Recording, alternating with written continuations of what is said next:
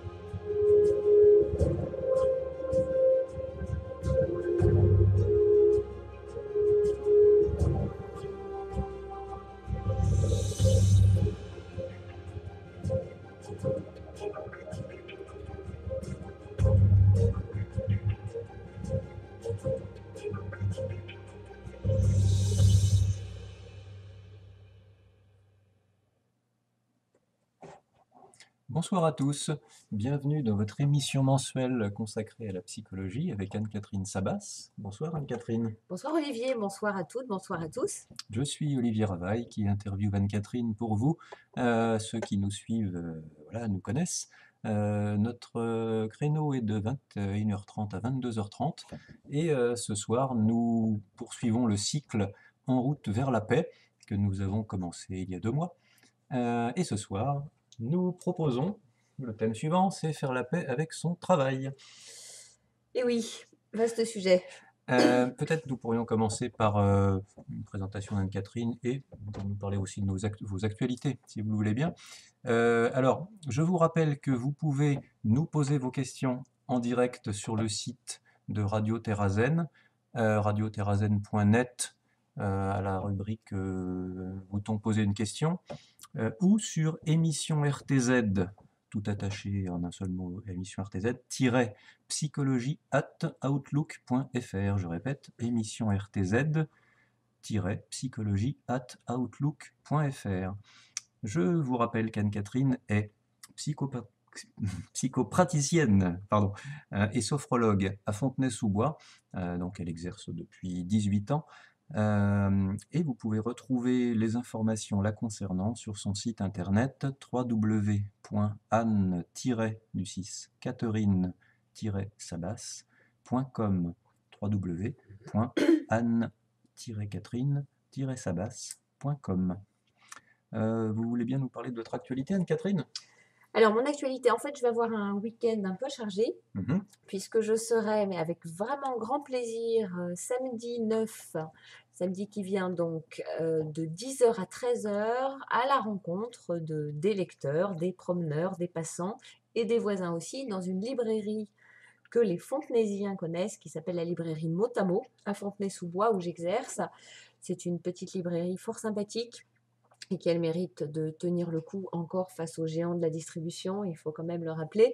Et donc, je serai sur place donc samedi matin de 10 à 13h pour des dédicaces de livres, pour discuter avec vous. J'ai d'ailleurs une dame qui m'a appelée cette semaine, qui m'écoute peut-être ce soir, une petite conversation très sympathique. Donc, c'est aussi bien sûr l'occasion de discuter, de vous rencontrer et puis d'échanger sur des choses et d'autres. Voilà, et c'est sympa dans les signatures, les gens ne viennent pas forcément pour acheter des livres, mais aussi pour des jolies rencontres. Donc ça, c'est samedi. Dimanche, nous avons avec Isabelle Augmar, que je vous invite à découvrir sur mon site, qui est une thérapeute EMI.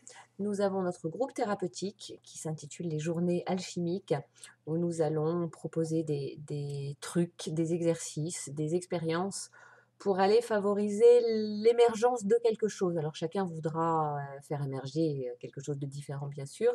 Et puis parfois nous avons des surprises. Au printemps, c'est souvent ça. On plante des graines et puis tout à coup, on voit sur son balcon pousser un truc, on ne sait pas trop ce que c'est.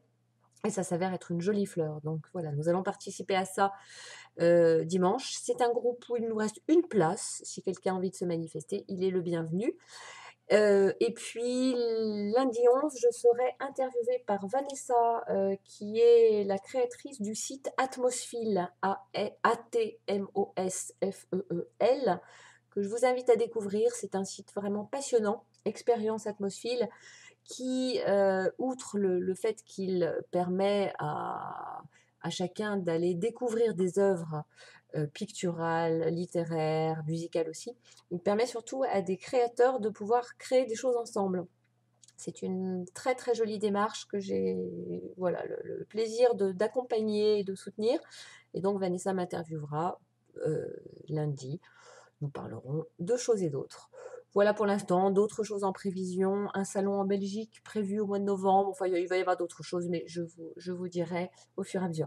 Et puis peut-être si une chose importante, ceux qui ont lu mon blog ces derniers jours, ou qui ont reçu ma newsletter le savent, cela fait longtemps qu'on me demande de faire des courtes vidéos sur YouTube, enfin de mettre en ligne des petites vidéos. Vous trouvez d'ailleurs sur YouTube les vidéos de toutes les émissions que j'ai faites, auxquelles j'ai participé. Mais là, il s'agira d'émissions nouvelles sur des thèmes nouveaux. Je ne vous en dis pas plus pour l'instant, mais j'ai promis que la première vidéo serait en ligne avant fin avril. Voilà, donc chose promise, chose due. C'est une surprise à venir. Très bien.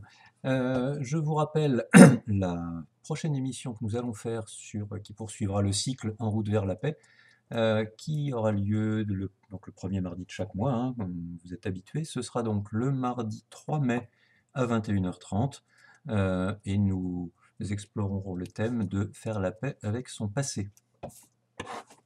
Voilà, on s'occupera simplement du passé proche, hein, pas des vies antérieures ou du passé de nos parents, de nos grands-parents, de notre culture et de notre nation, hein, mais simplement déjà des quelques années que nous avons vécues, où nous avons parfois emmagasiné des mauvais souvenirs, des choses qui nous dérangent et avec lesquelles nous ne sommes pas toujours très tranquilles.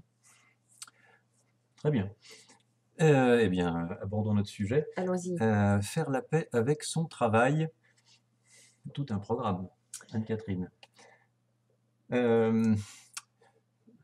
Je voudrais rappeler d'abord que nous ne travaillons pas depuis au sens où on l'entend, c'est-à-dire au sens du CDI, prendre le métro à 8h et rentrer chez soi à 17h. Ça fait pas si longtemps que ça qu'on est obligé de travailler. Disons que c'est une invention de la modernité, mais maintenant, nous, quand on entend travail, c'est forcément quelque chose de ce genre. Et du coup, c'est vrai que pour pas mal de gens, alors il se trouve que mon activité à moi professionnelle, c'est de faire des bilans de compétences, et donc je suis en contact, j'allais dire quotidiennement, avec des personnes qui viennent parce qu'ils ont marre de quelque chose dans leur travail. Alors ça peut être marre du travail en lui-même, marre de l'environnement, du management, de tout un tas de choses. Et donc je constate que, en effet, le thème de l'émission est pertinent parce que nous sommes beaucoup, voilà, à éprouver de notre travail des choses qui sont pas uniquement sympathiques, mais voilà, il y a beaucoup de gens pour qui travail, ça veut dire contrainte et uniquement contrainte. Donc faisons la paix avec notre travail, ou en tout cas posons les premières pierres de cela. Voilà, et Charles de Gaulle nous disait « La vie n'est pas le travail, travailler sans cesse rend fou ». C'est de Gaulle qui disait ça, lui qui n'avait que la France en tête pendant des années et des années, et qui était un travailleur acharné, et qui, lorsqu'il ne présidait pas, écrivait ses mémoires de guerre, par exemple. C'est marrant que quelqu'un comme ça dise ça. Mais alors, c'est intéressant parce qu'en fait, cet homme que je n'ai pas connu moi non plus, n'avait certainement pas l'impression de travailler. Hein. probablement. Et c'est une des choses importantes quand il s'agit de faire la paix avec son travail. On est évidemment, en tout cas pour la plupart d'entre nous, obligés de trouver un moyen de gagner notre vie. Et certains le vivent comme en effet une contrainte, comme une obligation, on parle d'ailleurs de travail alimentaire, et puis d'autres, et j'ai la chance d'en faire partie, et vous aussi je crois Olivier, On peut le dire. font tous les jours quelque chose qu'ils aiment, qui les passionne, pour lesquels ils se sont peut-être à un moment donné ou pas sentis appelés, et qui leur donne l'impression, outre de gagner de l'argent, bien sûr, ce qui n'est pas qu'une impression, de participer à quelque chose qui a du sens. Et faire la paix avec son travail, alors là on rentre dans le vif du sujet, peut-être sans préambule, mais tant pis, laissons-nous porter, laissons-nous mener.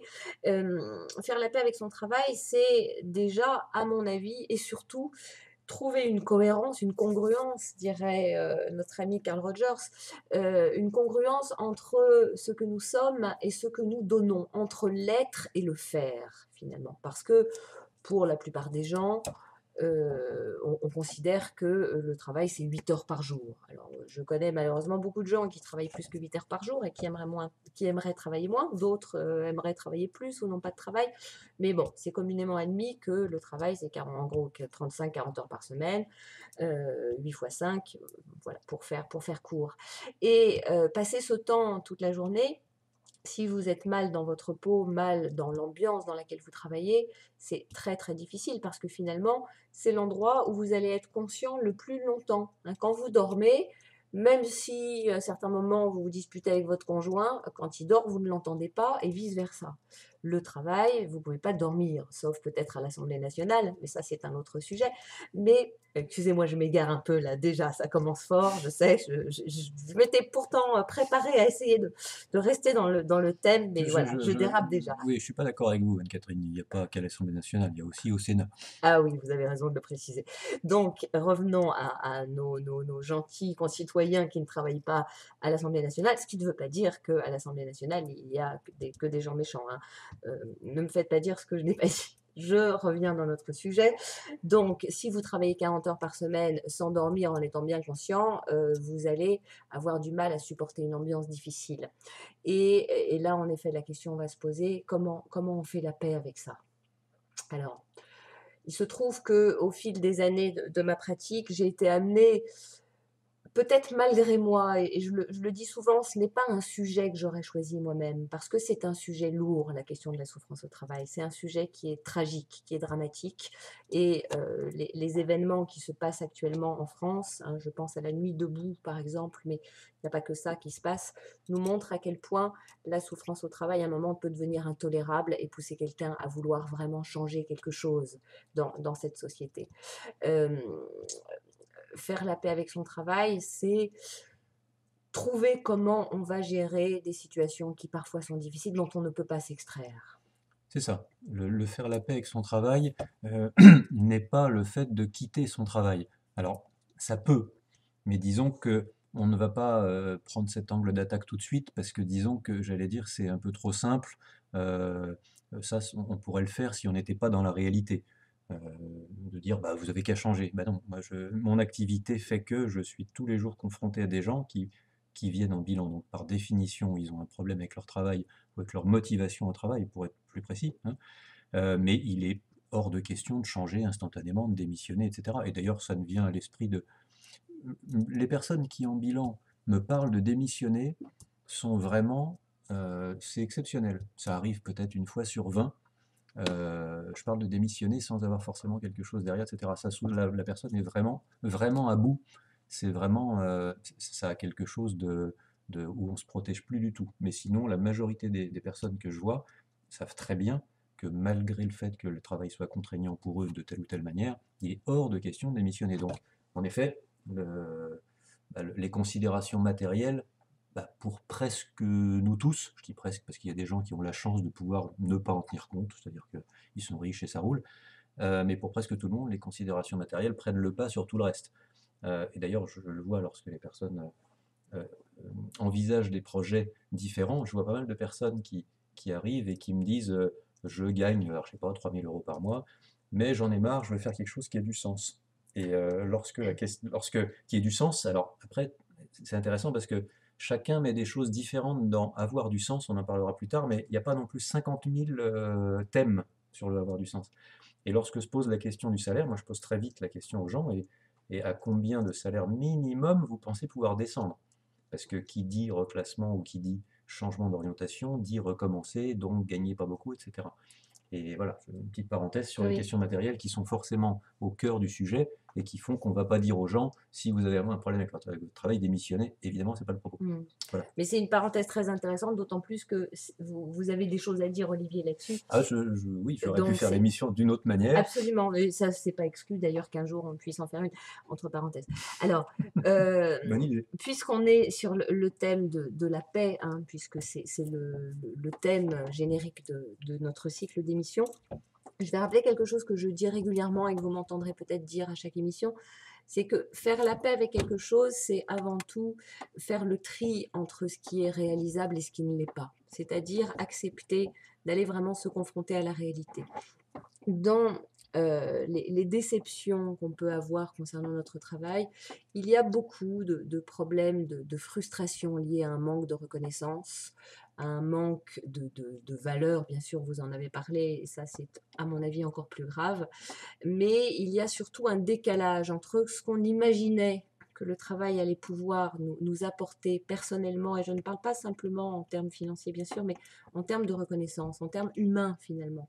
Et puis, cette réalité qui est difficile. On est dans une société où, bien sûr, il y a une déshumanisation de plus en plus importante de beaucoup de choses.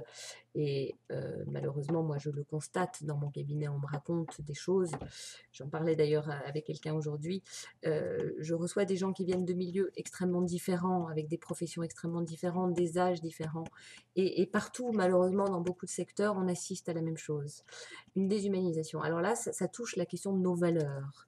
Et nos valeurs, en effet, il me semble que si on s'obstine à essayer de faire quelque chose qui soit en opposition avec nos valeurs, on ne peut que tôt ou tard être en grande souffrance et même tomber malade. Et puis après, c'est peut-être de ça dont il faudrait parler peut-être un peu plus en détail, il y a la question de nos attentes qui sont souvent démesurées. Alors ça, j'en ai parlé dans mon livre Triompher de la souffrance au travail, aux éditions Bussière. Nous espérons souvent que dans notre travail, nous allons pouvoir, nous essayons de combler souvent des choses en termes de reconnaissance, en termes de gratification. Je disais à quelqu'un hier que, en fait, dans sa façon de travailler, peut-être qu'il était en train de régler un vieux complexe par rapport à une honte, parce que dans sa famille, quelqu'un aurait fait quelque chose qu'on juge mal. Donc c'est comme s'il fallait racheter quelque chose. Il y a plein de raisons qui font qu'on peut se tuer à la tâche, qu'on peut en faire trop. On veut une reconnaissance qui ne viendra pas. On attend de nos collègues et de nos supérieurs hiérarchiques, la plupart du temps, une reconnaissance qui serait celle d'un parent symbolique. Hein, j'ai développé beaucoup ça dans le livre Triompher de la souffrance au travail. On rejoue évidemment avec nos collègues, avec nos N+1 ou nos N-1, des choses qui n'ont pas été conscientisées, que nous avons vécues dans notre famille. Alors il y a évidemment toutes les rivalités de la fratrie, hein, le grand frère qui a toujours raison et qui coupe la parole toujours de la petite sœur, et la petite sœur qui se retrouve avec un collègue qui va agir de la même façon, et ça va la mettre dans des états pas possibles. Et puis ce père ou cette mère qui ne nous a jamais regardés, qui n'a jamais pu nous faire un compliment, alors on va essayer d'en faire beaucoup pour attirer l'attention d'un chef, et ça ne vient pas. Et puis toutes les trahisons, etc. Et ça, c'est important d'en prendre conscience, parce que on ne va pas travailler dans une entreprise pour régler nos comptes avec nos parents, avec notre histoire, pour aller combler nos manques. Mais souvent, inconsciemment, on est pollué par ça. Alors, ça crée des gros conflits qui sont finalement des conflits entre nous et nous. De toute façon, dans la question de la paix, il y a souvent cette question. Si j'arrive à être en paix avec moi-même et avec mes attentes et conscientiser à peu près ce que je peux projeter des fois d'un peu démesuré, je vais pouvoir l'apaiser et arrêter de demander aux autres de l'apaiser à ma place. Et dans le travail, on retrouve ça. Et on le retrouve d'autant plus qu'il y a des impératifs, il y a des stress, il y a des délais, il y a donc des moments plus ou moins importants. Et malheureusement, ce que j'entends, c'est qu'il y a de plus en plus que ça, des moments de stress, des moments de pression, qui font que le recul affectif, psychologique est difficile à faire, à avoir. Oui, comme disait le sage, alors je ne sais plus qui disait cette phrase, donne-moi la force de Oui. changer ce que je peux changer, donne-moi le courage d'accepter ce que je ne peux pas changer, et donne-moi la sagesse de faire la différence entre les deux.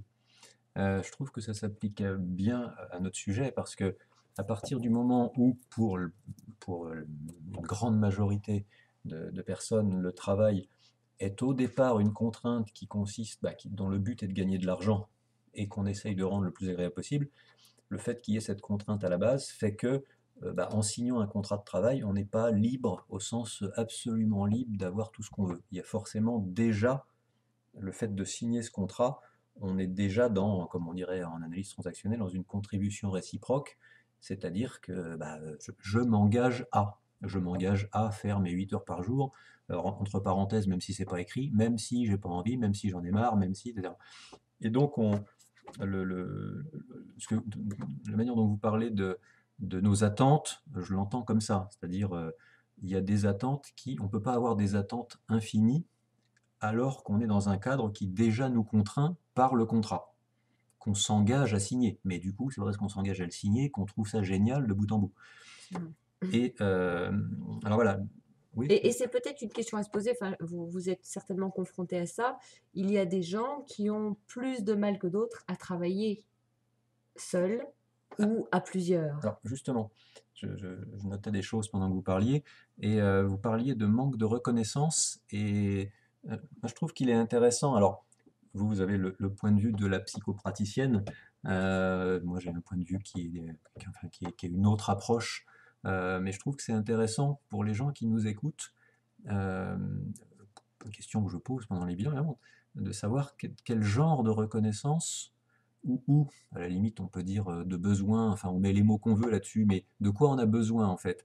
Par exemple, il y a des gens qui, lorsqu'ils travaillent, ils ont besoin qu'on leur dise que c'est super, t'as bien bossé. D'autres qui ont besoin qu'on leur dise que on est bien avec toi, que c'est important que tu sois là. D'autres encore ont besoin qu'on leur foute la paix, c'est-à-dire qu'on leur dise rien. Des troisièmes ont besoin qu'on leur fasse une grande fête, etc. Et c'est pas les mêmes besoins. Tout à fait. Et on peut pas appliquer, on ne peut pas généraliser le besoin de reconnaissance. Alors bien sûr, tout le monde préfère travailler dans une ambiance agréable, mais il y a des gens pour qui c'est absolument indispensable, sinon dépression. D'autres pour qui c'est accessoire du moment que autre chose, que le boulot est intéressant ou je sais pas quoi. Alors moi j'invite les personnes qui nous écoutent à se demander quel est enfin vous, auditeurs, quel est le type de reconnaissance ou de besoin que vous avez pour vous sentir bien dans un environnement de travail, et de regarder si ce besoin est satisfait. Par exemple, quelqu'un pourrait, un travail qui semble l'intéresser, où il est au contact de gens toute la journée, etc. Puis en fait, la personne, elle a besoin de plages de retrait régulières. Et il se trouve que ça peut, rien que ça, ce besoin non satisfait tous les jours peut mener la personne à en avoir marre et puis à venir en bilan. Et moi, ça m'est déjà arrivé, hein. Et la personne a l'impression qu'elle en peut plus de son boulot, puis en creusant un peu, c'est pas vraiment le boulot. C'est simplement qu'elle a un besoin qu'elle n'arrive pas à caser dans son boulot. Et peut-être que ce serait quand même possible, en parlant, enfin en tout cas de faire des compromis sur son besoin. D'autres personnes ont besoin qu'on leur fasse des retours un peu empathiques, un peu agréables, etc. Et puis finalement, le chef d'équipe, c'est un butor qui parle à personne, etc. Alors et pour autant, le travail l'intéresse. Alors, auditeur, demandez-vous quel est le type de reconnaissance dont vous avez besoin. Et j'ai noté aussi de qui. Alors, de qui vous en parliez un peu, en général, c'est souvent du supérieur hiérarchique, mais pas toujours. Mais pas toujours, absolument. Alors, ce qui fait qu'on pose la question à un moment donné dans un cabinet de psy de la reconnaissance et peut-être du manque de reconnaissance, c'est que le surmenage, les burn-out sont de plus en plus fréquents. Et souvent, on s'aperçoit qu'il y a des gens qui travaillent plus que ce qui leur est demandé. Alors ça va vous sembler peut-être bizarre parce que on sait qu'on nous en demande de plus en plus et qu'il faut réussir à faire en une journée le travail que 3 personnes devraient faire, etc. Ça, en effet, ça arrive souvent. Mais il arrive aussi, quand on creuse un petit peu, qu'on s'aperçoive que la personne qui est en surmenage fait plein de choses qu'on ne lui a pas demandé. Et si on lui propose d'essayer d'en faire un petit peu moins, surtout, elle ne veut pas, elle se défend, hein, parce qu'elle veut se montrer elle-même ou montrer aux autres à quel point elle est indispensable, à quel point elle est utile, elle a peur de perdre sa place, et donc elle ne peut pas dire non. Et c'est un cercle vicieux. Donc ça, c'est une question intéressante, parce que si on arrive à mettre le doigt justement sur ce besoin de reconnaissance qui la pousse à être dans un déséquilibre, là, elle pourra peut-être retrouver une position qui sera plus juste et qui ira moins à l'encontre de son propre équilibre, en fait. Alors, par exemple, la personne que vous citez, alors je ne sais pas quel serait son besoin, mais peut-être que une des choses qui pourrait lui être utile, on peut imaginer c'est qu'on lui fasse peut-être plus de signes de reconnaissance sur son boulot et qu'elle ait une espèce de permission, alors qui vient normalement d'elle-même, mais enfin bon, une sorte de permission de ne pas trop en faire. Alors évidemment, j'entends des auditeurs qui sourient. Comment est-ce qu'un manager pourrait permettre à son subordonné de ne pas trop en faire? Eh ben, j'allais dire un manager intelligent. Bon, c'est un peu, c'est Réducteur, un peu mais réducteur, mais on enfin, comprend ce que vous voulez dire. un manager qui aurait un minimum de conscience sociale et qui serait pas trop sous pression lui-même de la part de ses managers à lui, a la latitude de faire ça. Moi, en bilan, il se trouve que depuis peut-être 2 ans, et surtout depuis l'année dernière, je vois arriver, allez, 2 personnes sur 3, ce qui est énorme, qui sont en arrêt. Avant, il y en avait 1 sur 10. Là, c'est 2 sur 3. Avant, je dis il y a quelques années. Là, c'est 2 sur 3. Ça veut dire que moi, je vois de ma fenêtre où je vois peut-être une centaine de personnes par an ou 150 en comptant les gens qui viennent mais qui viennent probablement. Et je constate que la pression du travail augmente à une vitesse grand V et que presque tout le monde est sous pression et que je constate, vous parliez de déshumanisation, et je notais qu'en fait la déshumanisation, elle est en gros, soit c'est sur les tâches, soit c'est sur le management, ou soit c'est sur les conditions de travail, ce qui n'est pas tout à fait la même chose. Les conditions, ça peut être, la personne, elle est payée le SMIC alors qu'elle fait un boulot super difficile. Déshumanisation sur les tâches, bah, c'est quelqu'un qui travaille à la chaîne, c'est quelqu'un qui travaille dehors, qui se fait arroser toute la journée, c'est quelqu'un qu'on méprise quand il est dans les jardins publics et que tout le monde lui crache dessus. C'est voilà, déshumanisation là-dessus. Sur le management, vous en avez parlé dans la souffrance au travail, sur la pression relationnelle qui est exercée par les managers, et puis la déshumanisation sur l'environnement, c'est le fait, en gros, d'être contraint de travailler dans des conditions qui sont inhumaines ou déshumanisantes. Et moi, je vois ces trois-là en bilan, ces trois thèmes-là. Et quand même, je pense que, d'après mon expérience, les 2 thèmes qui reviennent le plus souvent, c'est quand même la déshumanisation sur les tâches et sur le management, plus que sur l'environnement. Ça devient, voilà, je me dis actuellement, le monde du travail est en train de devenir un monde où en effet les gens sont de plus en plus des numéros, des robots, et sont obligés. Alors, on n'est jamais obligé, mais enfin, bien sûr, il y a des considérations matérielles dont on parlait au début de l'émission, sont un peu contraints de faire des concessions, sauf que les concessions sont en train de devenir monstrueuses. Voilà, pour gagner de l'argent, maintenant, il y a beaucoup de métiers dans lesquels les personnes sont invitées à faire des choses qui sont inintéressantes et en plus sous une pression hiérarchique d'en faire. Je vous écoutais, Olivier. J'en suis ravi, Anne-Catherine. Donc oui, nous parlions j'invitais les auditeurs à se demander quel type de reconnaissance ils avaient besoin, parce que faire la paix avec son travail, ça peut être, en l'occurrence, puisque on part du principe que dans le travail, vous y restez, qu'est-ce que vous pouvez changer, hein? Je reprends le sage, donne-moi la force de changer ce que je peux changer. Question, qu'est-ce qu'il est possible de changer? Alors évidemment, il n'y a pas de réponse unique à ça, ça dépend des cas. Alors, il est souvent, j'en parlais tout à l'heure, possible de changer notre positionnement, hein. Oui. C'est-à-dire de modifier nos attentes, de clarifier ce qui peut être clarifié. Et puis, et là, on rentre sur un autre thème qui est le thème malheureusement de plus en plus courant aussi du harcèlement, d'aller faire ce travail de conscientiser quelles sont les relations qui ont besoin d'être clarifiées, celles qui sont vraiment toxiques, quand on a affaire à des vrais manipulateurs ou des gens qui sont simplement eux-mêmes soumis à une pression qui ne leur laisse aucune latitude pour devenir un peu plus humains. Et il y a une marge de manœuvre, hein, il y a une marge de manœuvre pour apprendre à dire non, pour apprendre à clarifier des choses, pour apprendre à sortir du harcèlement, des non-dits, etc. Je vous renvoie à mon ouvrage Triompher des manipulateurs. C'est un sujet qui mérite une émission, donc je ne vais pas le développer là-dessus. Donc ça, c'est ce qui se passe à l'intérieur de notre entreprise, dans notre façon de travailler. Après, il y a aussi toute une réflexion à mener sur comment nous nous investissons, quel enjeu nous mettons là-dedans, est-ce que c'est pas un peu démesuré? Ça rejoint la question de la reconnaissance, hein. Qu'est-ce que je veux me prouver dans mon travail?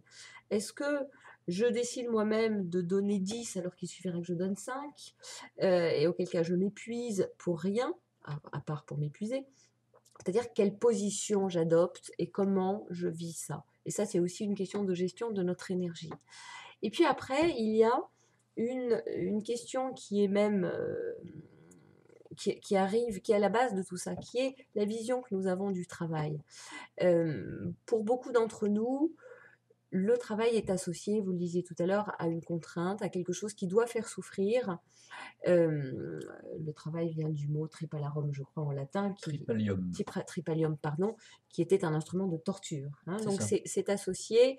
La Bible nous dit, depuis que Ève a croqué la pomme et que Adam l'a croqué avec elle, tu enfanteras à la sueur de ton front et tu gagneras, non, dans la douleur, pardon, et tu gagneras ton pain à la sueur de ton front, hein. Donc nous sommes condamnés à souffrir dans notre travail. Et ça, c'est une croyance qui est vraiment ancrée. Je pense que la plupart de ceux qui nous écoutent ce soir ont entendu un père, une mère, un grand-père, une grand-mère leur dire mais c'est normal, il faut t'accrocher, c'est normal que tu souffres, hein, il faut prendre sur toi, hein, ça, le travail, en gros, ça doit faire mal. Et là, il y a quelque chose à changer parce que nous sommes dans une société qui va mal, nous sommes dans un contexte économique, social, qui ne va pas en s'arrangeant.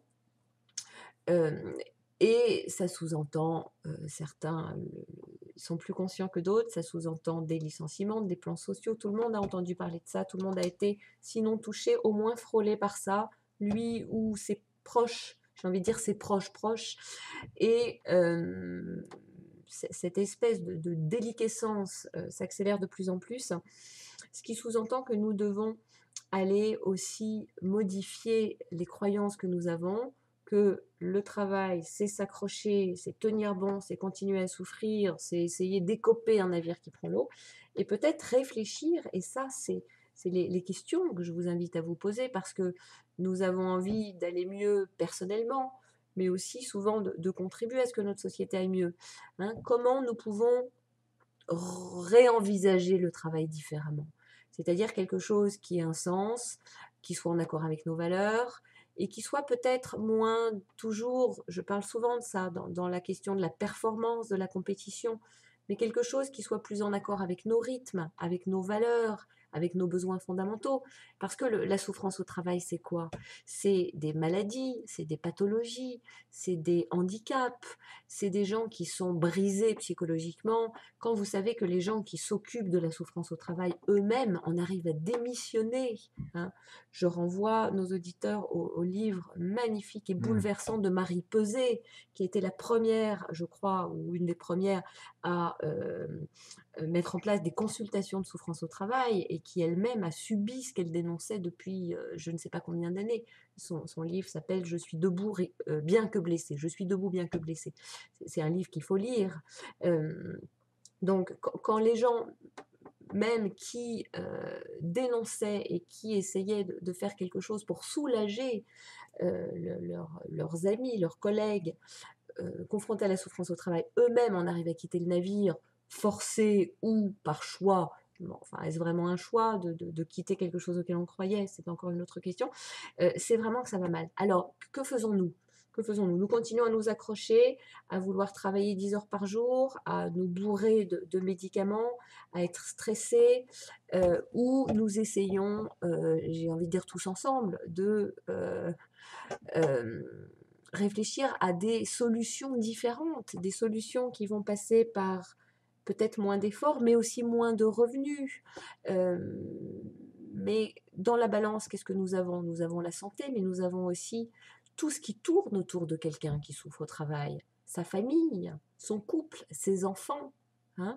Comment, dans quel état est la famille, les enfants, la santé, et je dirais même toute la famille de quelqu'un qui est surmené, fatigué, sous antidépresseurs, arrêté, qui n'y croit plus, qui n'en peut plus, qui est en burn-out. Hein, c'est une catastrophe globale.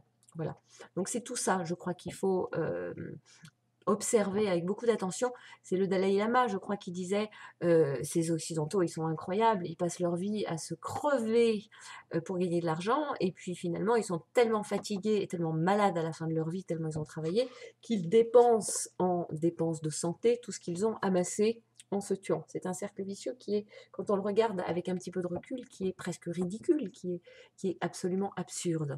Et faire la paix avec son travail, c'est aussi ça, c'est revoir nos choix, revoir nos ambitions, revoir cette espèce d'instinct, de compétition qui des fois nous fait faire des choses qui vont complètement contre nous-mêmes. Hein, c'est prendre le temps de se demander, d'avoir une vision finalement globale de notre vie, de notre existence. Parce que si nous continuons à cloisonner, qu'est-ce qui se passe? On cloisonne tellement qu'on se retrouve au fond du lit. Hein. Absolument. Et dans ma pratique personnelle, enfin professionnelle, les personnes qui viennent en pré-dépression ou en pré-burnout commencent à être de plus en plus nombreuses. Tout à l'heure, vous parliez de la force de changer quoi et la force de changer nos attentes et j'allais dire le courage d'accepter qu'on ne peut pas changer sa hiérarchie. Je parle lorsque les pressions et les problèmes viennent du management, et Dieu sait si c'est fréquent. En effet, il n'est pas possible de changer quelqu'un et de changer le comportement d'un manager. En revanche, il est possible de changer son comportement vis-à-vis de son manager et de changer aussi la représentation qu'on a de la relation qu'on a avec son manager. J'ai un exemple en tête qui est très concret et très récent.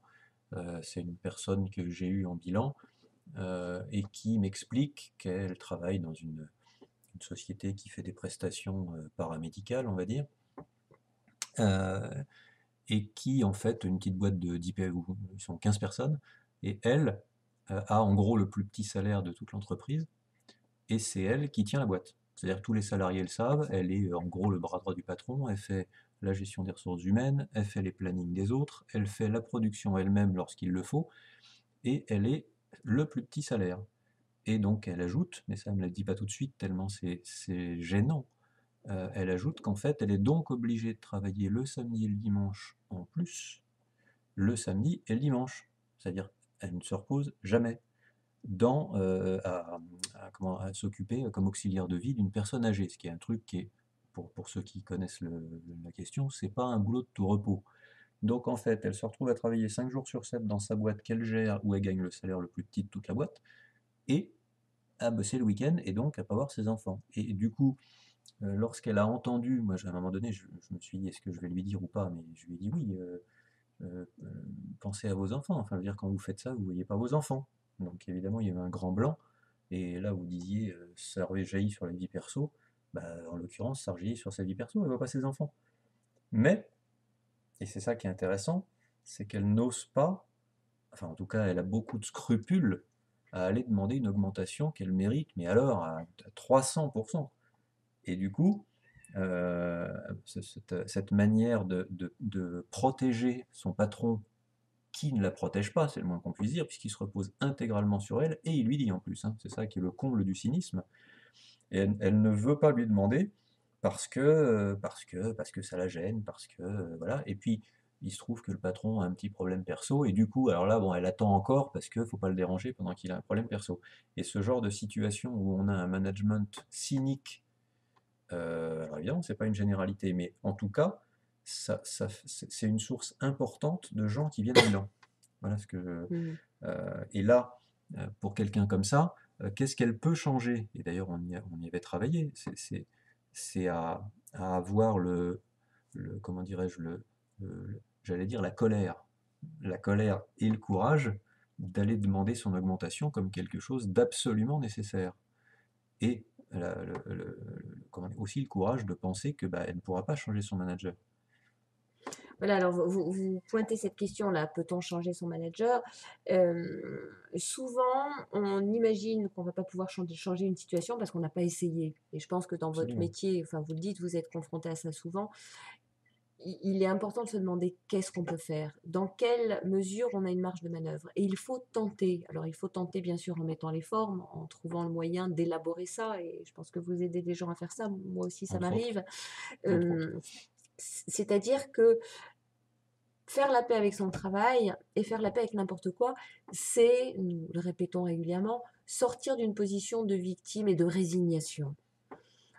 Tenter quelque chose, réfléchir, hein, quel est le problème, quelle est notre demande, la clarifier et voir après s'il y a une possibilité de poser clairement cette demande. Hein, moi, j'ai entendu des histoires de patrons qui disaient à leurs employés: ah bon, mais tu voulais avoir un RTT ou un tel avantage, mais pourquoi tu ne l'as pas demandé avant? Et alors la personne, elle est Il était super en persuadé. colère parce qu'elle se dit, mais mince, il se moque de moi. Mais non, il ne se moque pas forcément. C'est-à-dire que vous ne lui avez pas demandé. Hein. Il faut tenter. Alors parfois, bien sûr, tout ce que vous demandez, ça tombe à l'eau, ça tombe vraiment à plat. Mais tenter le coup, je crois il y a une marge de manœuvre. Faire la paix avec son travail, c'est faire la paix avec la réalité, je vous le disais tout à l'heure. Et pour faire la paix avec la réalité, il faut d'abord la connaître et s'y confronter. C'est-à-dire aller se poser la question, est-ce que là, je peux changer quelque chose ou pas? C'est une question fondamentale dans l'existence. À chaque jour, nous devrions nous poser cette question. Je me plains de telle ou telle chose, quelle est ma marge de manœuvre? Et si j'expérimente que je n'en ai pas, si j'essaye une chose et puis une autre et une troisième et une cinquième et que ça ne fonctionne pas, peut-être qu'à un moment je pourrais me dire, bon, je laisse tomber, d'accord, mais laisser tomber avant même d'avoir essayé, ça me semble vraiment très, très, très dommage. Absolument. Et pour reprendre le cas de la dame dont je parlais à l'instant, ce que j'ai constaté, c'est que elle, comment dirais-je, elle, alors même que son patron lui disait, et lui dit, et lui répète à quel point elle est indispensable, elle, en quelque sorte, a plus peur que lui de demander. C'est-à-dire en gros, elle a peur de se faire licencier, et donc on a parlé de ça, et moi je l'ai invité à avoir un point de vue qui était un peu différent sur le fait que son patron est terrifié à l'idée de la perdre. Bien sûr. Et donc, probablement qu'il lui accorde cette augmentation, encore faut-il qu'elle lui demande, et bien sûr, il y aura de la résistance. Mais ça me fait penser à une image où on voit un homme politique tout seul une espèce de plongeoir, il est dans le vide, sur une falaise, et sur la falaise, il y a une foule qui est de l'autre côté du plongeoir, et qui écoute, comment dirais-je, servilement cet homme qui parle, sans se rendre compte, la foule, que s'ils font simplement un pas de côté, en fait, ils font un pas de côté, et puis le plongeoir, il tombe, tout simplement, et lui, il tombe. Donc, en gros, l'autorité de cette personne qui leur parle ne repose que Sur une croyance, en sur la fait. croyance qu'il est supérieur, qu'il est plus intelligent, plus influent, plus beau, plus je sais pas quoi. C'est tout. Point. Et à vrai dire, j'imagine que dans votre pratique, vous n'avez pas dû rencontrer souvent des gens qui ont été licenciés parce qu'ils avaient simplement demandé une augmentation.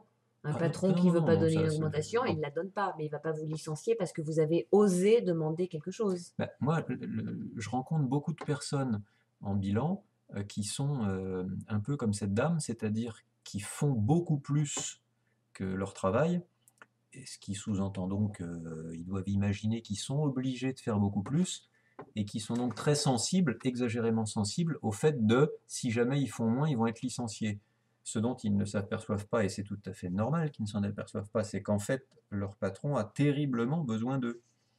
Alors, évidemment, je relativise, hein, il y a des entreprises dans lesquelles il y a un turnover d'enfer, où en effet, la personne peut dire ce qu'elle veut, on la licencie, on en trouve une autre. Mais pour la dame dont je parlais tout à l'heure, c'est impossible. Le patron ne peut pas trouver quelqu'un qui a toutes ses compétences en l'espace de 2 ou 3 mois même, hein. Il peut pas. Ça veut dire qu'en fait, elle est vraiment indispensable, et qu'elle est en train d'écouter le patron le patron, en fait, est au-dessus de la falaise, il parle, et elle pense en fait que lui est plus indispensable qu'elle n'est indispensable. Et en fait, c'est le contraire. Le pire de tout, c'est qu'il lui dit. Et pour autant, donc là, ça rejoint quelque chose qui est de l'ordre des messages personnels qu'on a chacun d'entre nous, un peu contraignants. Et moi, quand je vois ça, c'est très émouvant et très énervant, en fait. En fait, c'est terriblement injuste de voir qu'un patron qui lui dit oui, si t'es pas là, la boîte s'écroule, et donc elle prend une semaine de vacances, jamais plus. Ce qui fait qu'en fait, elle tient la boîte et c'est elle qui gagne le moins. Et progressivement, en lui montrant que, à un moment, elle me parle du fait qu'il y a des gens dans son entreprise qui ont une prime de responsabilité de 400 euros. Et cette prime de responsabilité, c'est pour un truc qui leur prend 5 minutes par mois, alors qu'elle tient la boîte en faisant la moitié de choses qui ne sont pas dans son contrat.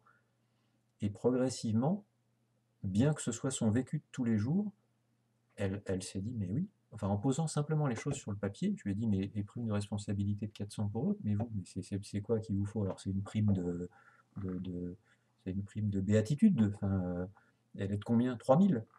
Et de fait, je suis sérieux, c'est-à-dire qu'en fait, elle devrait gagner au moins le double de ce qu'elle gagne. Mais elle s'en apercevait pas parce qu'elle a pris l'habitude, comme vous le disiez tout à l'heure, de faire 2 fois plus que son boulot. Et cette habitude-là devient une habitude et du coup, quand on est tout seul, comme c'est son cas, à regarder sa propre situation, eh ben, on perd les repères.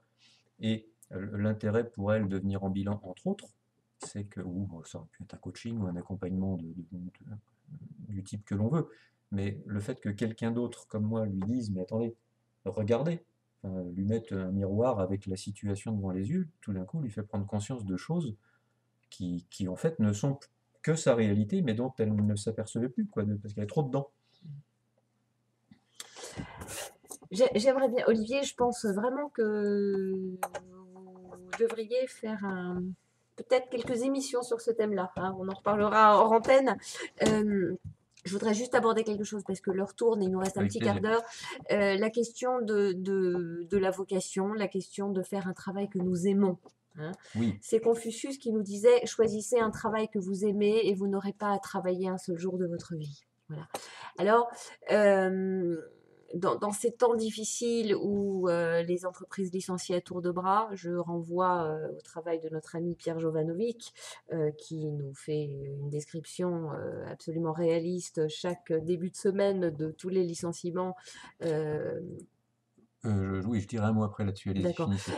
Bon, enfin, dans ces temps difficiles auxquels nous sommes confrontés, et qui nous obligent parfois à changer nos plans, je crois que c'est une question que nous devons oser nous poser. Je l'ai abordé un petit peu tout à l'heure par rapport à nos croyances, à nos valeurs. Est-ce que nous croyons que le travail est associé forcément à une souffrance terrible ou qu'il peut être un facteur d'épanouissement et s'inscrire dans notre réalisation, la réalisation de notre être, mais aussi la contribution à quelque chose qui puisse servir, sinon l'humanité, au moins quelques personnes ou notre société. Et évidemment, quand on va dans ce sens, tout est plus facile, hein. Vous parliez tout à l'heure des contraintes qui sont inhérentes à chaque profession. Moi, je fais quelque chose dans ma vie que je n'arrive même pas à appeler un métier. C'est pas un métier d'être psychothérapeute, mais pourtant j'ai des contraintes aussi. Je dois payer des impôts, je dois remplir des déclarations, je dois être à l'heure le matin, je dois rappeler mes patients quand ils décalent un rendez-vous, etc., etc. Mais tout ça s'inscrit vraiment dans quelque chose qui est de l'ordre d'un bonheur. C'est même pas un plaisir, c'est un bonheur. Il y a un film dont j'aimerais vous parler, moi qui m'a beaucoup marqué, qui est un film qui s'appelle L'âge de raison avec Sophie Marceau. Certains l'ont Oui. peut-être vu, moi ce film m'a bouleversée déjà parce que j'aime beaucoup Sophie Marceau et puis parce qu'il parle vraiment de ce problème. Sophie Marceau, qui est une femme qui a une situation florissante dans une grande entreprise, est à une crise, la crise de la quarantaine, comme ça arrive à certains, et elle s'interroge. Bon, et elle est prête en fait, elle est dans une phase de sa vie où elle est prête à remettre des choses en question et elle va recevoir des lettres qui sont écrites par un enfant. Et en fait, elle va petit à petit découvrir au fil je ne vais pas tout vous raconter, mais je vais quand même vous citer une des lettres. Cher moi-même, aujourd'hui j'ai 7 ans et je t'écris cette lettre pour t'aider à te souvenir des promesses que je fais à l'âge de raison et aussi te rappeler ce que je veux devenir. Voilà. Donc vous comprendrez certainement ce qui se passe. C'est que cette petite fille de 7 ans a écrit des lettres à la femme qu'elle allait devenir et elle a fait ce qu'il fallait pour que la femme qu'elle allait devenir puisse un jour recevoir les lettres de la petite fille qu'elle allait être.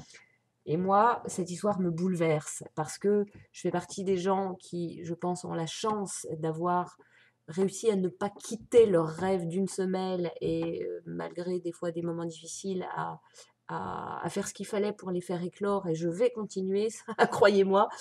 Et je sais à quel point c'est précieux de pouvoir se dire ça. Donc voilà, tous ceux qui nous écoutent ce soir, c'est vraiment la question que je vous pose. Dans ces moments où votre travail est difficile, dans ces moments où vous avez peur d'être licencié, allez vous accorder un temps où vous pouvez, faites-le pour jouer, faites-le pour rire, hein. Comme disent les enfants, on le fait pour du beurre, juste pour rire. Amusez-vous à vous souvenir de quoi vous avez rêvé quand vous étiez enfant. Alors certains voulaient être astronautes, ou, etc. Il y a des choses qui sont plus possibles et qui ne le seront jamais, évidemment. Mais parmi tous ces rêves, parfois un peu délirants, on peut retrouver des choses qu'on avait plantées quelque part dans le fin fond de notre inconscient, hein. Et dans ce merveilleux film, il y a Sophie Marceau qui retrouve son ami d'enfance. Et son ami d'enfance, il voulait être creuseur de trous. Hein, alors on voit des images magnifiques où ils vont creuser des trous, cacher des trésors, etc. C'est des gamins. Et le monsieur, il est devenu creuseur de puits en Afrique. Il est devenu creuseur de trous. Bon, moi, ça me bouleverse, ça, parce que cet homme, il a réussi sa vie. Et je crois que c'est ça qui compte. Qu'est-ce que nous avons laissé en route sur notre chemin, des graines qui n'ont pas réussi à éclore parce que nous ne les avons pas arrosées. Et croyez-moi, si nous n'arrosons pas ces graines, elles vont revenir nous hanter. Alors prenons le temps d'aller chercher au fin fond de notre cœur tous ces petits rêves que nous avons abandonnés et voyez si justement les crises, les souffrances au travail, les licenciements, les dépressions, les burn-out, les insatisfactions, les engueulades avec les patrons et tout ce qui peut se passer de désagréable dans une vie professionnelle ne sont pas des opportunités qui vous sont servies sur un plateau d'argent pour aller remettre ces petites graines devant vos yeux, les couver avec beaucoup de lumière, beaucoup d'eau et beaucoup d'amour pour enfin réaliser ce pourquoi vous êtes sur cette planète. Absolument.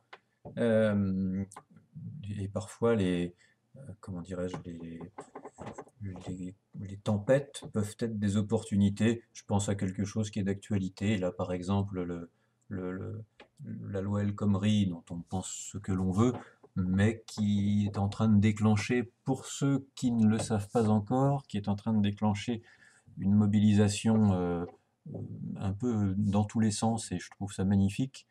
Euh, Parce qu'au fait, c'est notre sujet, c'est pas n'importe quelle loi, c'est une loi, bon là je me positionne un peu, mais c'est une loi qui, de mon point de vue, appuie d'une manière ultra-libérale un marché du travail qui l'est déjà beaucoup. Alors, c'est pas que de votre point de vue, Olivier, Oh, hein. je, Il je y a veux, je veux des pas dizaines, généraliser. peut-être même des centaines de milliers de personnes qui se sont déjà mobilisées parce qu'elles se sentaient concernées par les régressions que cette loi supposait au Absolument, niveau des acquis sociaux, etc. Alors, et là, nous parlons de gens de gauche, de droite, d'extrême droite, du centre, du milieu, du bas, du haut, hein. C'est-à-dire que vous n'êtes vraiment pas le seul à penser ça.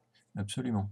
Et il se trouve que euh, c'est important, je trouve, qu'il y ait mobilisation sur le sujet parce que là, on est en train de parler du macroéconomique. Et quand on parle du redonner du sens, enfin, faire la paix avec son travail, on parle de soi, de l'individuel, de comment je fais la paix avec mon travail. Mais il se trouve que c'est lié parce que euh, si les entreprises peuvent licencier plus facilement, si les entreprises, un morceau de la loi qui a été peu commenté, si les entreprises peuvent maintenant, comment dirais-je, licencier directement quelqu'un qui est en inaptitude sans même lui proposer des reclassements en interne, ces lois sont faites à l'évidence pour les grandes entreprises et pas pour les petites, parce que les petites n'ont pas ce genre de problème.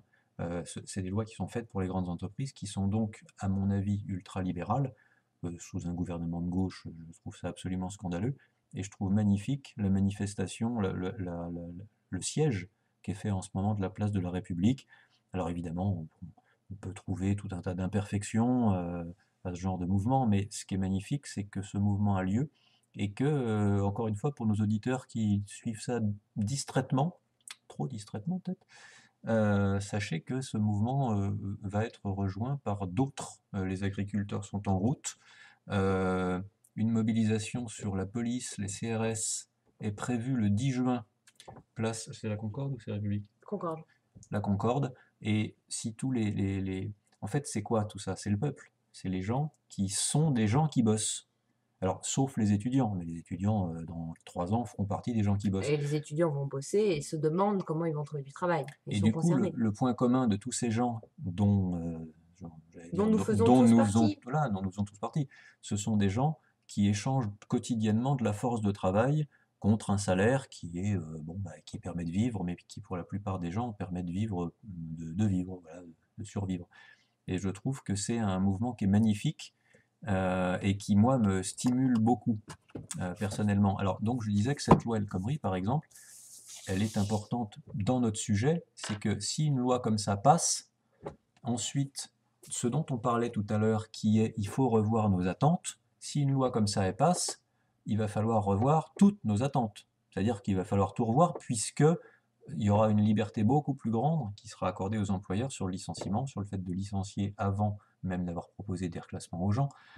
J'en passe et des meilleurs. Et donc, c'est important de se mobiliser, je trouve, sur cette loi parce que si le gouvernement insensiblement, parce qu'en fait c'est ça, le gouvernement est habitué depuis des années à insensiblement moderniser. Alors je ne sais pas si vous avez remarqué, moderniser ça veut dire ultra-libéraliser, hein, c'est toujours synonyme dans les mesures. Si le gouvernement est capable de insensiblement, comme la grenouille qu'on chauffe, hein, c'est nous la grenouille, est capable de faire passer insensiblement des mesures comme ça et se dit, il n'y a pas de raison, de toute façon on s'en fout, on continue, personne ne dit rien. Et là tout d'un coup, crac, ils ont dépassé sans s'en apercevoir une espèce de ligne invisible qui fait que là tout d'un coup il y a un mouvement. Et c'est important parce que si des lois comme ça passent, l'émission on la refait l'année prochaine et on dira aux gens, dans ce cas-là il va falloir revoir toutes vos attentes. Donc j'invite les personnes qui nous écoutent à aller s'informer sur Facebook, alors pas à la télé, parce que tout à l'heure, alors c'est magnifique, j'écoutais les radios mainstream dans la voiture qui disaient mobilisation contre la loi du travail. Mais en fait, c'est pas contre la loi du travail. Si on écoute bien ce qui est dit place de la République, c'est beaucoup plus que la loi contre du El Khomri. C'est le système tel qu'il est en ce moment, c'est-à-dire priorité au capital sur le travail. Et c'est ça qui est remis en cause. Alors, donc, pendant que nous pouvons encore, hein, donc pour revenir sur notre sujet, faire la paix avec son travail, comme vous le disiez, c'est notamment euh, euh, revoir nos attentes, c'est-à-dire revoir nos attentes sur la situation ou sur les autres. Il y a des choses qu'on ne peut pas changer. Par contre, il y a des choses qu'on peut changer, qui est de sortir de cette position, de cette victime. éventuelle position de victime, et de se dire, est-ce que je peux peut-être essayer quelque chose, et puis voir si ça marche ou pas. Ça, c'est la première chose. Alors évidemment, essayer quoi? Je ne saurais trop conseiller aux personnes qui nous écoutent d'utiliser des prestations qui sont encore à disposition, mais à mon avis pas pour très longtemps, qui s'appelle le bilan de compétences. Alors je prêche pour ma paroisse, mais il n'y a pas tant de prestations à l'usage des salariés, je crois qu'il n'y en a qu'une, hein. Donc voilà, je la cite. Bilan de compétences, hein, il y a plein de centres, hein. Moi je suis un des 200 centres de la région parisienne. Donc, voilà, et je peux le mentionner d'ailleurs, votre entreprise s'appelle Progelia. Absolument, et je travaille dans la petite couronne nord parisienne. Et donc je ne saurais trop conseiller aux gens d'aller se faire aider par moi, par d'autres, etc. Parce que souvent, et vous l'avez écrit aussi dans votre livre sur les manipulateurs, la souffrance au travail, pardon, on est seul. Je repense à la dame dont je parlais tout à l'heure, elle est seule avec ça, elle est toute seule. Et donc elle ne voit pas quoi faire puisqu'elle est toute seule. Et en ce qui concerne nos rêves, alors c'est très émouvant ce que vous dites, parce qu'évidemment... Mais ce film m'a bouleversée, vraiment m'a bouleversée. Et d'ailleurs, vous voyez, ce soir en parlant, j'étais encore très très émue. Il y a une fraîcheur et ce film nous ramène vraiment à l'essentiel, hein. Parce que moi, j'ai travaillé avec des personnes en fin de vie il y a plus de 15 ans. Et parmi les regrets les plus mentionnés, hein, qui reviennent quand quelqu'un arrive à la fin de sa vie, il y a bien sûr toutes les catastrophes relationnelles il s'est engueulé avec son ami d'enfance et il n'a jamais recollé les morceaux, sans parler des enfants, des parents, des membres proches de la famille. Et puis il y a, et ça revient fréquemment, cette question d'avoir loupé sa vie parce qu'on n'a pas été à sa place. On aurait voulu être, comme le dit la chanson, j'aurais voulu être un artiste et en fait je ne l'ai pas fait, je suis devenue un homme d'affaires. J'aurais voulu être jardinier et puis j'ai été, moi je connais quelqu'un qui aurait voulu être chanteur d'opéra et qui est devenu éditeur. Alors c'est un beau métier, éditeur aussi. Mais bon, il fait des soirées d'opéra dès qu'il peut. Voilà. Et ça c'est important parce que ces rêves non, non éclos sont des pressions qui nous poussent, qui nous hantent, qui nous torturent. Alors finalement, pour faire la paix avec son travail, alors évidemment on n'épuise pas le sujet, hein, bien sûr, en 1 heure, mais les pistes dont on a parlé, là on arrive en fin d'émission, les pistes sont... c'est important de savoir de quel signe de reconnaissance on a besoin ou de quel besoin on a soi-même besoin au travail. Est-ce que c'est plus des besoins qui concernent la tâche, qui concernent les relations, qui concernent, que sais-je, Mais nous revenons toujours à la même chose, Olivier, au connais-toi au toi-même. connais-toi toi-même, Ah. et de faire la différence aussi entre ce qu'il est possible de changer, c'est-à-dire sa façon de voir les choses, et ce qu'il est impossible de changer, qui est donc une attente illusoire, qui est je veux que mon boss change de comportement. Non, ça marche pas, il change pas de comportement. Je veux que la situation change. Non, ça change pas. Par contre, voilà, le travail qu'on peut faire pour contribuer à faire la paix avec son travail consiste à changer sa représentation et voir ce qu'on peut soi-même aménager pour améliorer la situation, tout en sachant que si on est en poste, on ne va pas démissionner et que ça ne va pas instantanément devenir le paradis, mais en tout cas, on devient acteur de comment je peux améliorer moi-même la situation, moi à mon niveau, dans la relation avec mon patron, par exemple, qu'est-ce que je peux faire pour me sentir mieux? Et vous parliez de nos rêves. Alors, bon, évidemment, moi, ça en bilan, je vois ça beaucoup, les gens qui arrivent, et ça fait partie du début du bilan d'ailleurs, de faire parler la personne sur ce qu'elle aurait voulu faire, etc. Ce qui fait remonter des intérêts profonds et toujours présents, qui ne sont pas forcément réalisables, euh, mais enfin voilà, c'est important autant qu'on le peut, de ne pas perdre complètement de vue les rêves qu'on avait quand on était petit. Même si on ne peut pas le faire en travaillant. Quelqu'un qui aurait voulu devenir astronaute, alors bon, comment faire pour nourrir ce qui reste de l'intérêt de l'astronaute dans la vie quotidienne? Peut-être c'est dans sa vie privée, peut-être c'est le week-end. Voilà. Alimentons nos rêves, c'est important. Absolument. Vous le disiez. Oui, parce que ce que nous aimons faire, nous le faisons bien et nous le faisons avec le sourire. Et ce que nous nous forçons à faire, je parle pour moi peut-être, mais je ne suis pas la seule sur la planète à fonctionner comme ça. Ce que nous nous forçons à faire, nous le faisons de manière... nous le vivons de manière désagréable, donc nous ne transmettons pas la même chose. On voit quelqu'un qui est passionné par ce qu'il fait. Il y a une magnifique chanson de Goldman comme ça, qui est très belle, où il cite des corps de métier. Il y mettait sa vie, il y mettait son cœur, et et je sais plus. Ouais, Il changeait la vie. En ça. fait, c'était un... Voilà, c'est ça, c'est exactement Ouais, ça. ok. Elle est très belle cette chanson. Il faisait les choses avec cœur et quel que soit son métier, il y mettait tout son être, tout son cœur, toute sa joie. Et donc forcément, il touchait les gens qui l'entouraient parce qu'il donnait. Il donnait du bonheur, il donnait de la joie.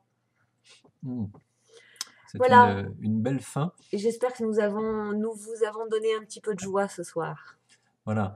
Et donc, je me permets de vous inviter, auditeurs, pour ceux qui auraient comment dirais-je, des questionnements, un j'en ai marre, quelque chose comme ça sur leur travail, à venir prendre un temps pour eux, pour effectuer, par exemple, un bilan de compétences. Voilà. Moi, j'en réalise, et encore une fois, il y a beaucoup d'autres prestataires qui font ça, et qui sert à éventuellement définir un projet professionnel alternatif, mais qui sert presque systématiquement à ce que la personne prenne conscience d'un certain nombre de choses de sa situation professionnelle, et du coup revoit ses attentes irréalistes à la baisse, et par vase communicant agissent plus sur qu'est-ce que je peux changer dans la situation. Ce qui est un peu notre voie à tous. Enfin, en tout cas, je le souhaite. Et oui, merci aussi Olivier pour toutes ces belles informations qui seront utiles aux auditeurs. Alors, nous vous rappelons que vous pouvez retrouver tous les podcasts de Radio Terrazen, évidemment sur le site de Radio Terrazen. Et puis ceux qui nous concernent, vous les retrouvez sur mon site www.anne-catherine-sabas avec un seul b.com. Voilà la rubrique radio. Notre prochaine émission, donc le 3 mois mai. prochain, mardi 3 mai, faire la paix avec son passé. Hein. Comment assumons-nous notre histoire, nos échecs, nos réussites, nos erreurs, nos drames, nos traumatismes, nos parents. Tout ça, c'est notre passé. Comment faire la paix avec notre passé pour pouvoir nous regarder dans la glace joyeusement en étant content d'être ce que nous sommes. C'est ce que je nous souhaite à tous. Et sur ces paroles bienfaitrices, je vous souhaite à tous une bien belle soirée. Anne-Catherine, merci de votre participation à votre propre émission. Merci. Et donc rendez-vous à tous on a dit le 3 mai, mardi 3 mai 21h30, sur le thème de faire la paix avec son passé, où j'interrogerai à nouveau Anne-Catherine, qui nous livrera plein d'autres merveilles. Et en attendant, nous vous souhaitons de bien avancer sur ce chemin vers la paix, avec vous-même, avec les autres et avec tous ceux avec quoi vous avez envie d'être heureux. Et avec votre travail. Et oui. Voilà. Bonne soirée à vous et au mois prochain.